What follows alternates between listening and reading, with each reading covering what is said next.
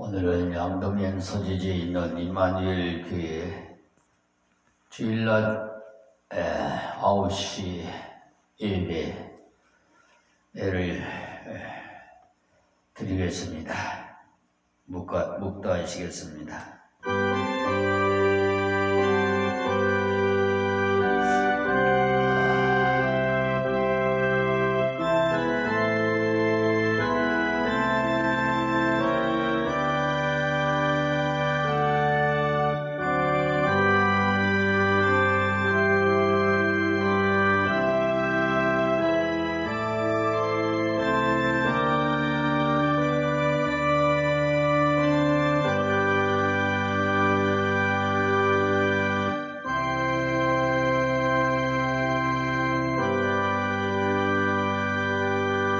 하나님은 영이시니 예배하는 자가 영과 진리로 예배할지니라. 여호와는 내게 복을 주시고 너를 지키시기를 원하며 여호와는 그 얼굴로 내게 비치사 은혜 베푸시기를 원하며 여호와는 그 얼굴을 내게로 향하여 드사 평강 주시기를 원하노라. 아멘. 찬송가 27장 찬양 드리겠습니다. 27장.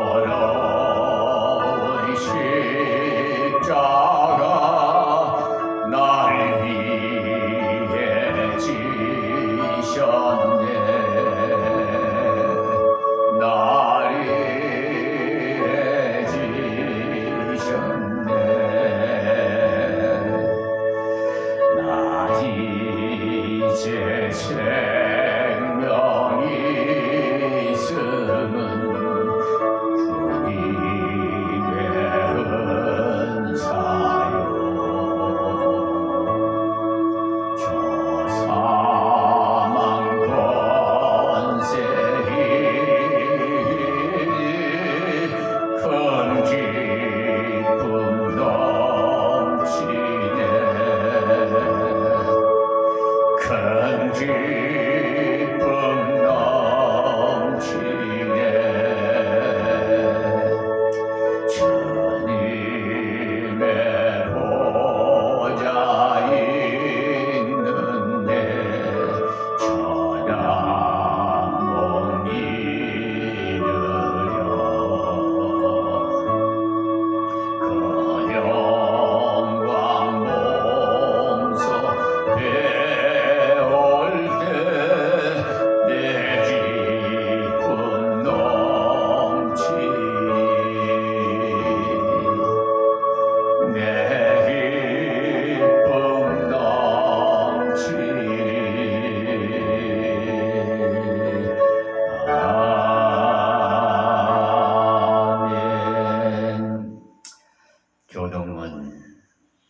1번 시편 1편 교독하겠습니다.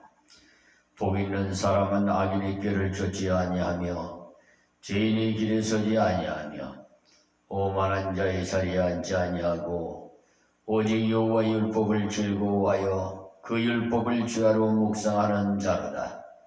저는 시냇가에 심은 나무가 시절을 쫓아 과실을 맺으며 그 잎사귀가 마르지 않은 같으니 그 행사가 다 형통하리로다. 악인은 그렇지 않음이려 오직 밤에 나는 겨와 같도다. 그러므로 악인이 심판을 견디지 못하며 죄인의 의인의 회중에 들지 못하리로다. 대저 의인의 길은 여호와께서 인정하시나 악인의 길은 망하리로다. 아멘.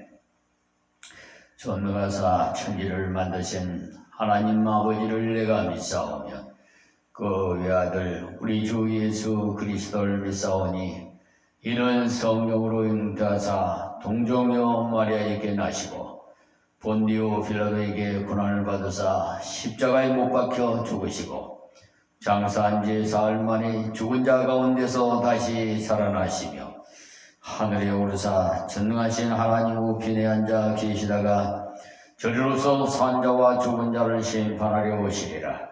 성령을 믿사오며 거룩한 공회와 성도가 서로 교통하는 것과 죄를 사하여 주시는 것과 몸이 다시 사는 것과 영원히 사는 것을 믿사옵나이다. 아멘. 424장 찬양 드리겠습니다.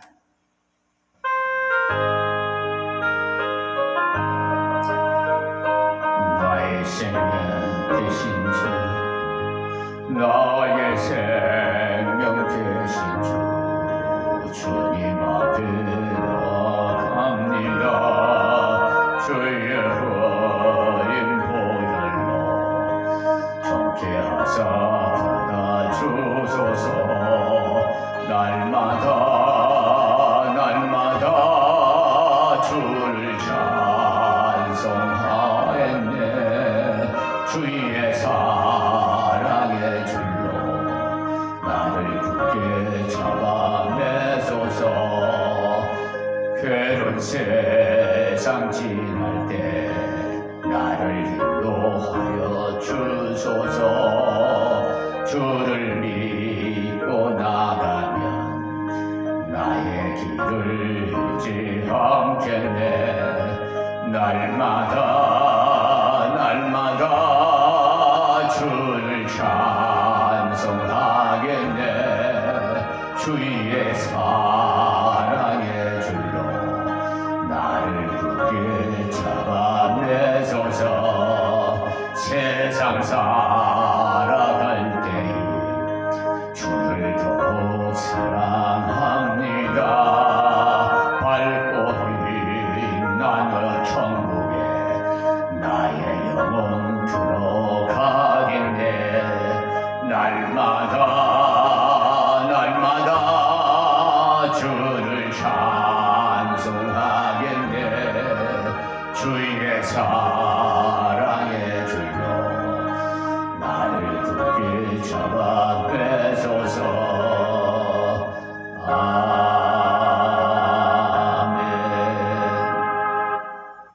하나님 감사합니다.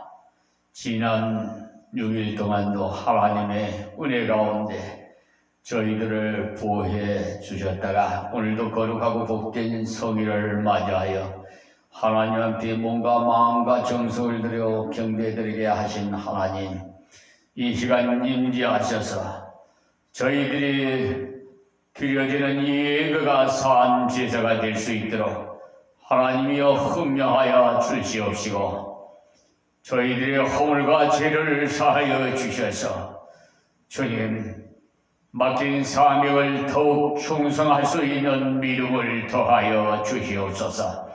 특별히 이 사회가 혼란스럽고 세계가 하나님의 진노 중에 있음을 종은 믿습니다. 하나님의 진노 중 전쟁과 기근과 원역으로 심판하시는 하나님, 그러나 이 세계 백성들이 아직도 깨닫지 못하고 향락에 젖어서 오늘도 하나님 앞에 경배드리지 않는 백성들이 너무나도 많습니다. 하나님이여 저들을 깨닫게 하여 주셔서 회개시켜 구원해 주시옵시고 믿는 자들도 더욱 믿음 주셔서 더욱 주님 앞에 충성할 수 있도록 은혜를 베풀어 주시옵소서. 특별히 이 나라 대통령 윤석열 대통령을 세우신 하나님, 모든 주권자와 위정자와 또한 모든 장차관과 사법부, 특별히 아버지 하나님, 아버지께서 다스려 주시옵소서. 너무나 이 세상이 어둡고 부패하여 이 한국교회가 부패하니 사회가 부패하여 아버지 사법부는 사기 재판으로 돈벌이하는 법원이 되어 그 중에도 양심적인 법관들이 피해를 보고 또한 선량한 국민들이 피해를 보고 있습니다. 주여 저들을 용서해 주시옵시고 회개시켜서 하나님 말씀에 순종하고 이 사회가 밝고 빛난 이 사회로 다스려 주시옵소서.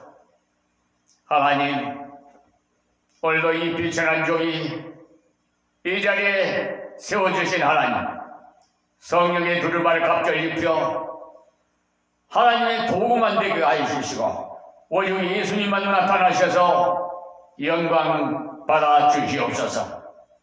특별히 이 유튜브 방송을 시청하는 세계 만민에게도 하나님이여 귀 있는 자는 다 들어서 듣는 자마다 복이 되게 하여 주시옵시고 하늘나라 확장되어 주님 어서 오셔서 이 세상 마지막 심판을 하시옵소서.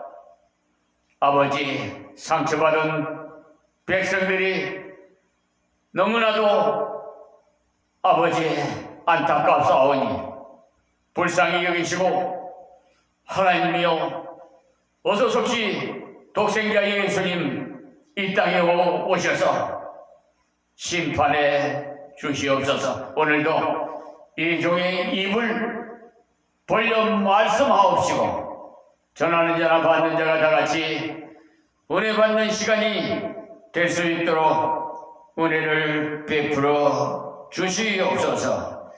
예수님의 이름으로 기도하옵나이다. 아멘.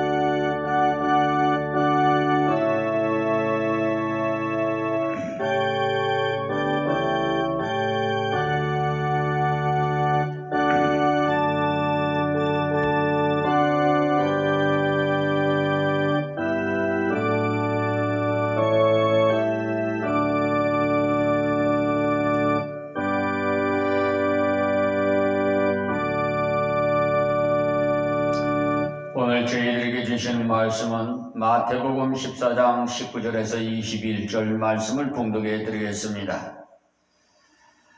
무리를 명하여 잔디 위에 앉으시고 떡 5개와 물고기 2마리를 가지사 하늘을 우러러 축사하시고 떡을 떼어 제자들에게 주시매 제자들이 무리에게 주니 다 배불리 먹고 남은 조각을 12바구니에 차게 거두었으며 먹은 사람은 여자와 아이 외에 5,000명이나 되었더라.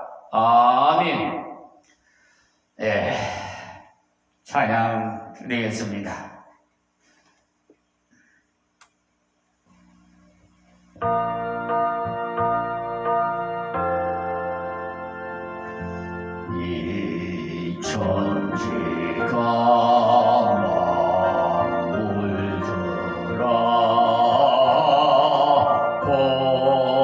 크시는 저 여호와 전능성부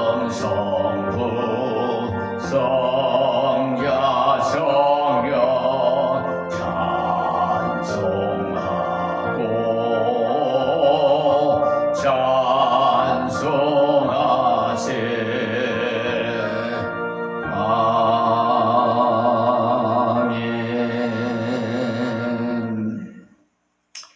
오늘 본문 말씀을 20절입니다. 20절이 오늘 말씀의 핵심적인 키포인트가 되겠는데요. 물질의 낭비가 없는 생활이라는 제목으로 은혜를 비잡았기를 원합니다. 세상에는 물질이 너무 없어서 가난하고 구차하게 사는 사람이 있는가 하면은 또 물질이 너무 많아서 추한 생활을 하는 사람도 있어요. 50년대에 우리는 발가락이 나오는 검정고무신, 몇 번씩 기운 양말, 뒤꿈치를 가리려고 애쓰면서 학교를 다녔고요.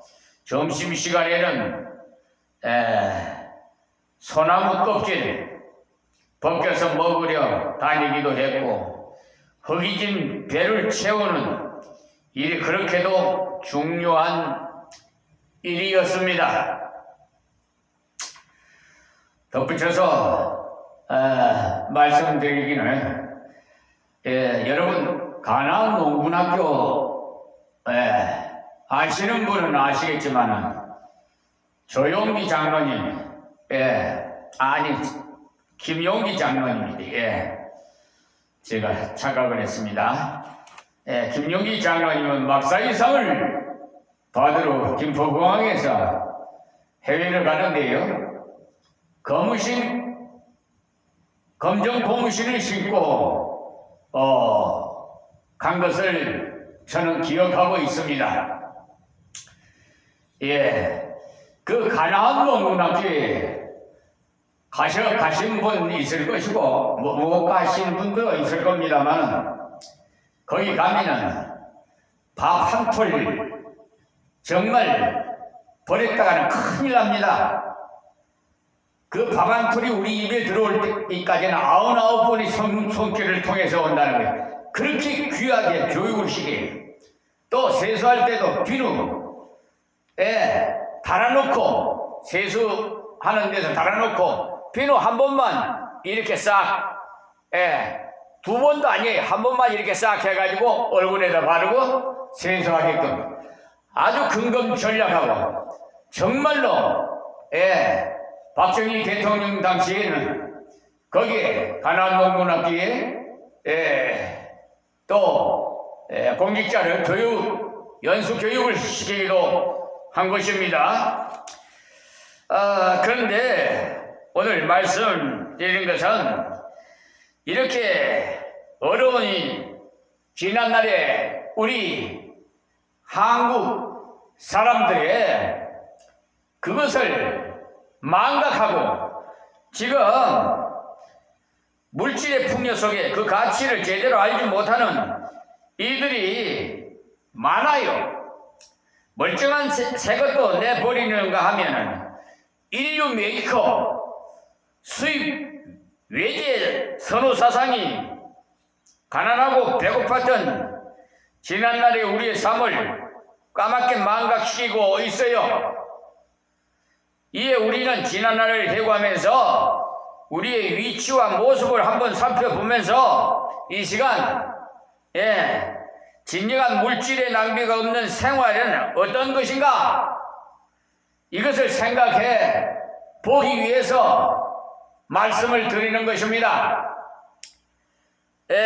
낭비가 없는 생활은 우리에게 있어서 아름다운 생활의 모습인데, 낭비하진 생활, 언제부터인가 저축 생활하에서 소비가 미덕이 되는 어처구니 없는 풍조가 생기기도 했어요.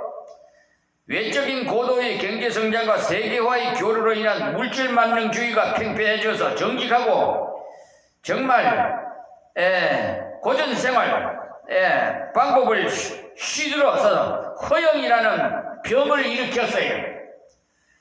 또 요즘 어린애들도 마찬가지지요.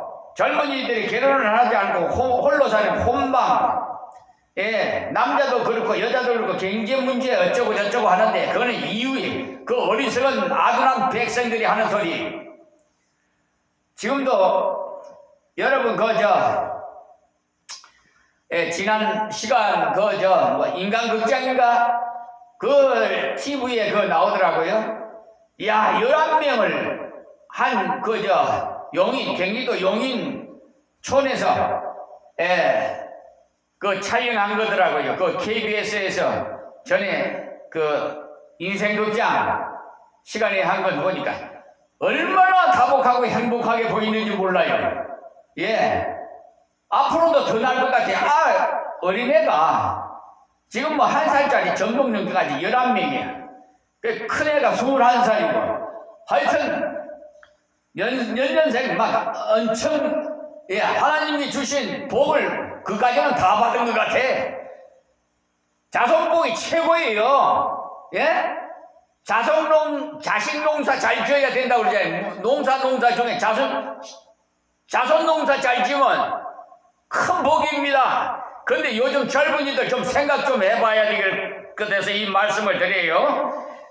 예전에는 산하 제한은 인구가 많아 산하 제한해서 둘 만나서 잘 기르자고 그렇게 야단 법석이고, 또 머리도 장발 중에 장발 머리 기른다고 또 해가지고 하여튼 정책이 시시각각으로 많이 바뀌어왔습니다.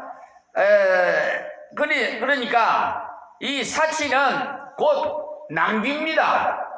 실속보다는 그러니까 거칠에 치중하다 보니까 자연히 사치 풍조가 생겼고, 사치는 허영이라는 병을 주고 낭비의 잘못된 습성을 만들어 놓았어요. 한번 쓰고 버리는 일회용 소모품을 외국에서 수입해 온다고 하는 것은 수입업자나 쓰는 사람이 다 같이 반성해야 되고, 무엇이 사치인가? 자기 분수에 넘는 소비가 낭비요 사치가 되는 것입니다. 그리고 사치는 병이에요. 병. 사치병은 개인을 망하게 하고 사회를 병들게 하고 국가의 경제를 위태롭게 해요. 사치의 물결이 휩쓸고 가면 기둥뿌리가 뽑히는 결과를 가져와요. 그래서 사치하는 자는 미련한 자요. 잠언서 19장 10절의 말씀이에요. 그리고 내세에 소망이 없는 자는 누가복음 7장 25절인데, 그런 자가 내세에 소망이 없는 자, 이 세상에서 그냥 굳고 짧게 살겠다는, 사치로 살겠다는 거예요. 내세에 그 사람들은 지옥에 가서 불 속에서 영원토록 죽지 못하는 그 지옥불에 들어갈 것을 생각을 못하는 그런 사람들이, 사치와 낭비는 하나님이 주신 축복을 올바로 영위하는 것이 아니라 주신 바 축복을 오히려 욕되게 하는 것이고, 돼지가 진주를 가진 것 같은 추한 모습이 되는 것입니다. 사치로 병들어가는 사람들, 낭비의 물결에 흔들리는 사회를 누가 올바로 선도할 것인가? 그 책임은 우리 크리스찬에 있다 할 것입니다. 한국 교회가 부패하니까 사회가 부패해가지고 지금 사법부가 기관과 질서를 바로잡아야 되는데 사법부에서 사기 재판을 해요. 대법관이라는 서경환이, 김선수, 노태학이, 오경미 같은 대법관은 상습 사기를 상고심 절차에 관한 특례법 제4조 가압류 가압 집행령에 대한을 인용해가지고 손해배상 청구에다가 세상에서 심리 불속행 기각을 하네요. 또 그뿐만 아니라 또 다른 사건도 역시 마찬가지예요. 심리 불속행 기각, 동일한 사건이 손해배상. 그러니까 상습 사기예요. 한 번만 하면 사기인데 두 번 하면 상습 사기꾼이 되는 겁니다. 그래놓고도 보절시 지금 법관 행사를 하고 있잖아요. 이 책임이 누구한테 있느냐? 한국교회에 있어요. 예, 한국교회가 돈이 안 되니까 이 사회가 그냥 이렇게 부패하고 썩어가고 있어요. 정직하고 양심 있는 법관들은요 피해를 입고 또 선량한 국민들이 피해를 입고 있는 사회예요. 기득권 세대, 권력 있고 돈 있는 사람이 판치는 세상이 지금 현재 세상입니다. 예, 주말이나 되면 거리에 그냥 서울 거리에 수천 명이 나와서 김건희 구속 윤석열 대통령 뭐라더라 탄핵 하여튼 구호를 외치고 있는데 참 왜 이렇게 세상이 되는지 알 수가 없어요. 하여튼 여러분이 너무나도 저보다도 전문가니까 잘 아시겠지만 이 풍조가 하나님의 말씀을 제대로 귀담아 듣지 않기 때문에 그래요. 교회 다니는 분이 말이에요. 오히려 세상에 나가면 이방인보다 더 사기를 치고 저 법무법인 유한 로고스 하나님의 말씀에 하나님 간판을 걸어놓고는 세상에 그 소속인 백현미 변호사는 감리교 목사예요. 감리교 임시총회장까지 했던 사람이에요. 저 전남 광주고등학교 나오고 하여튼 그런 분이 완전히 상습 사기 공탁금 받아먹고도 소송 비용 담보 제공 이걸요 그냥 다른 사건도 2건 붙이고 해가지고 실질적으로 2건을 갖다가 5건으로 풀려가지고 942만 원을 담보 제공 그것도 민사소송법 200 몇 주에 보면은요 소장 부분 받은 지 30일 내로 답변서를 올리게 돼 있는데 103일 만에 그걸 받았어요. 정창근 정의철 강사나 이건 현직 판사가 1심법을 서울중앙지방법원 그러니 이게 옳은 사법부입니까? 서로 정관이용으로 짜고 누가 그러지요? 짜고 고수도 친다고 그러더라고. 나 그런 소리도 들었는데 하여튼 이 세상이 지금 어디로 가는지 모르겠습니다. 그러니 하나님 진노의 심판이 지금 진행 중에 있는데도 지금 몰라요. 지금 이제 주님 오실 날이 가까워오고 있는데도 정신 빠져가지고 향락에 빠져가지고 지금 정신 없어요. 그리고 외신 기자가 먼저 알고 있어요. 지금 국내에서는 언론도 제대로 발표가 제대로 안 되고 있는 것 같아. 그래가지고 외국에서 벌써 먼저 알고 취재를 하고 5.18 광주 사태도 마찬가지고 여러분 지나가는 걸 보면은 이게 언론 탄압에다가 지금 사법부의 이게 재판이 사실 이러면 안 되는데 하나님께서는 공정과 상식이 어디로 가버린지 몰라요. 저 대부분의 평등, 자유,